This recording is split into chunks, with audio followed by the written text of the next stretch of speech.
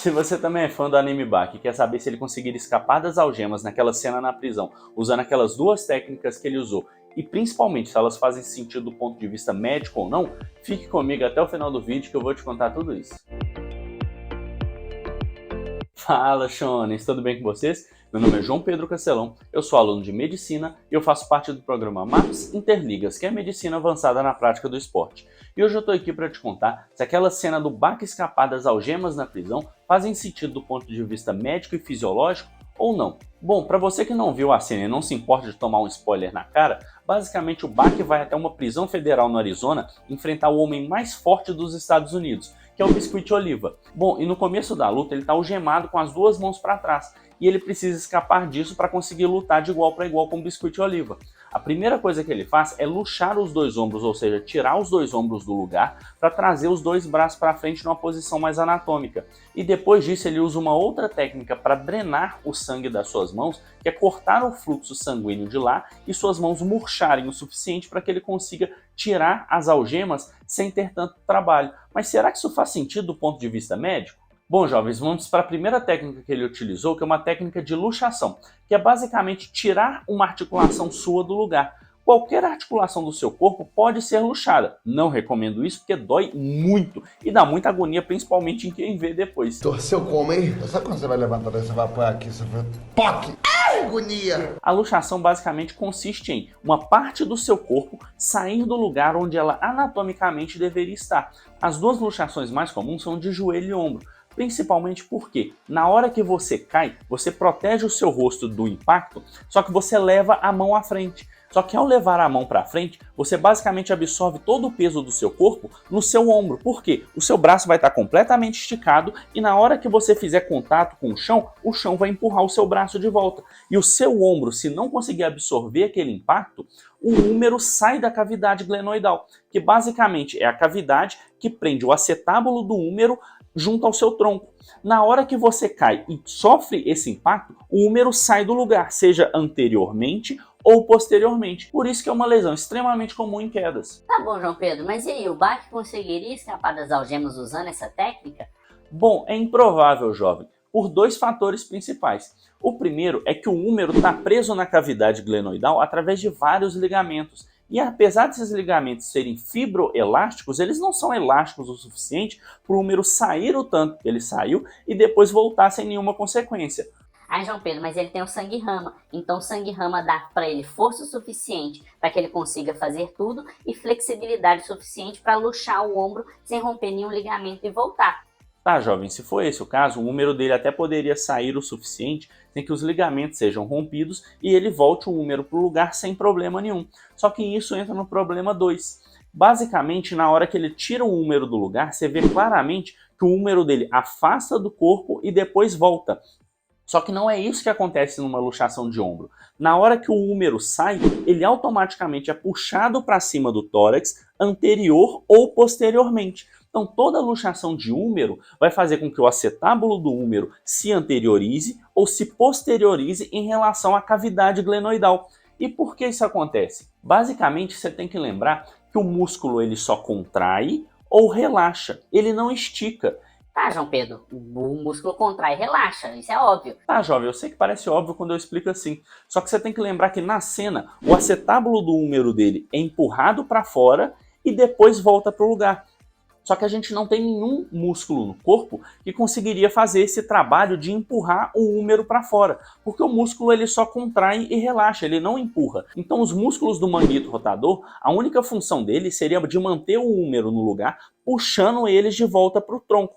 Por isso que na hora que você tem uma luxação de ombro, o seu ombro ao sair vem para frente ou vai para trás, e ele é puxado de volta para o seu tórax, ele não é empurrado para fora, porque a gente não tem nenhum músculo que seria capaz de empurrar o húmero para fora do seu tronco. Então, mesmo no caso do sangue rama, dá para ele uma flexibilidade absurda, não tem nenhum músculo ali que possa fazer aquele trabalho, porque a gente não tem nenhum músculo que empurre o húmero para fora. O húmero sofre ação de vários músculos, por exemplo, deltóide, os músculos do manguito rotador, supraespinhal, infraespinal, redondo menor, Apesar dele sofrer a ação de todos esses músculos, nenhum desses músculos é capaz de empurrar o húmero para fora da cavidade glenoidal, porque nenhum deles tem essa ação.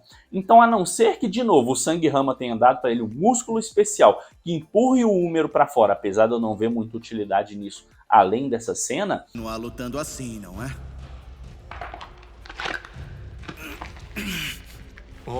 Ele não conseguiria tirar o húmero do lugar afastando desse jeito. O máximo que ele conseguiria seria uma luxação baseada numa anteriorização do húmero. Por isso que para mim essa cena não faz muito sentido. O húmero dele jamais deslocaria nesse sentido sem nenhum músculo fazendo aquela ação. É verdade. Agora vamos para a segunda técnica que ele utilizou, que eu tenho certeza que é a que te deixou mais curioso, que é basicamente de cortar o fluxo sanguíneo para as mãos. Sim, esse músculo que o Biscuit Oliva falou também é chamado de grande dorsal. Em livros mais antigos, atualmente a gente chama ele de latíssimo do dorso. E sim, em pessoas com ele mais desenvolvido, é sim possível fazer essa pressão para diminuir o fluxo sanguíneo para o braço. Por exemplo, o músculo latíssimo do dorso do Eduardo Correia é extremamente desenvolvido. Eu não duvidaria que ele conseguiria fazer essa técnica de diminuir o fluxo sanguíneo para as mãos utilizando essa compressão. Só que qual que é o problema disso? Apesar dessa hipertrofia e força extrema, ele não conseguiria cortar completamente o fluxo sanguíneo até as mãos. Aí, João Pedro, mas o Bach conseguiria fazer isso, porque ele é extremamente forte, então ele conseguiria fazer pressão suficiente para cortar o fluxo sanguíneo para as mãos. Tá, jovem, vamos partir do pressuposto que ele realmente tenha conseguido fazer isso com uma força absurda que ele tenha exercido naquele momento. Ele conseguiria exatamente o efeito oposto do que ele estava querendo. A mão dele ia inchar, não desinchar. Se você, quando criança, já prendeu um elástico no dedo para ver o que acontecia, e principalmente se você deixou ele tempo suficiente para ver seu dedo ficar meio arroxeado, sabe que o que aconteceu com ele não foi ele murchar, foi ao contrário, ele inchar. Mas por que isso acontece? Não sei.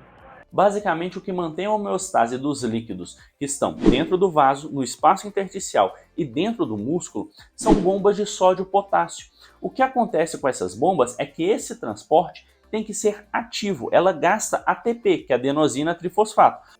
Eu não entendi o que ele falou. Essas bombas funcionam ativamente, gastando energia para mandar sódio para fora da célula e potássio para dentro. E se você teve uma professora de biologia tão boa quanto eu tive no ensino médio, inclusive, um beijo, Renata, para você, você aprendeu que vai água para onde tem muito sal. Basicamente, a nossa célula manda água para fora para não absorver demais através do sódio que ela manda para fora. Só que qual que é o problema disso? Esse transporte é ativo e depende de ATP, que é adenosina trifosfato. Esse transporte iônico de sódio e potássio gasta energia, ou seja, ele gasta ATP.